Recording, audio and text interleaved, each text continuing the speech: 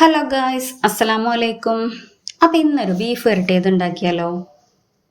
1 kilo beef എടുത്തിട്ടുണ്ട്. കഴുകി വൃത്തിയാക്കിയ ബീഫിലോട്ട് 2 സവാള, 1 തക്കാളി, 1 പച്ചമുളക്, കുറച്ച് കറിവേപ്പില. പൊടികളായിട്ട് 1 ടീസ്പൂൺ മഞ്ഞൾപ്പൊടി, 1 ടീസ്പൂൺ മല്ലിപ്പൊടി, 1 ടീസ്പൂൺ ഗരം മസാല, 1/2 ടീസ്പൂൺ മുളക് പൊടി, 1/2 teaspoon beef masala. Beef masala ഓപ്ഷനിലാണ് കേട്ടോ.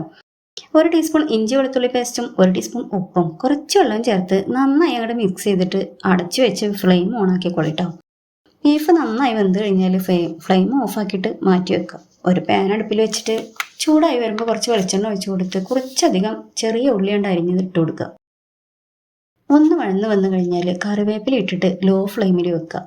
1 ടീസ്പൂൺ ഇഞ്ചി വെളുത്തുള്ളി പേസ്റ്റും 1 ടീസ്പൂൺ മല്ലിപ്പൊടി, 1 ടീസ്പൂൺ കുരുമുളക് പൊടി, 1/2 teaspoon garam masala, 1/2 teaspoon beef masala, ഇതൊക്കെ ഒന്ന് ഇട്ട് കൊടുത്തിട്ട് പച്ചമണം മാറുന്ന വരെ ഒന്നുകൊണ്ട് വെയിറ്റ് ചെയ്യുക. അപ്പോഴേക്കും നമ്മളെ ബീഫ് റെഡി ആയിട്ടുണ്ട് കേട്ടോ. അപ്പോൾ ഓരോ കയ്യിൽ ഇട്ട് കൊടുക്കാം. ക്ഷമയില്ലാത്ത കാരണം അങ്ങോട്ട് കൊട്ടിയൊരു കൊട്ടൽ. എന്നിട്ട് നന്നായി അങ്ങോട്ട് ഇളക്കി കൊടുത്തിട്ട് ലാസ്റ്റ് പിന്നെ മല്ലിയില ഇട്ടില്ലെങ്കിൽ മോശമല്ലേ. അപ്പോൾ മല്ലിയില ഇട്ട് കഴിഞ്ഞാൽ നമ്മളെ കലാപരിപാടി ഇവിടെ അവസാനിച്ചിട്ടോ. അപ്പോൾ ഗ്രേവിയിൽ വേണമെങ്കിൽ ഇപ്പോൾ നമുക്ക് എടുക്കാം. അല്ലാന്നുണ്ടെങ്കിൽ ഒരു 5 മിനിറ്റ് കൂടി ഒന്നുകൊണ്ട് വഴറ്റി കൊടുത്താൽ നമ്മുടെ വരട്ടിയ ബീഫ് ഇവിടെ റെഡി ആയിട്ടുണ്ട്.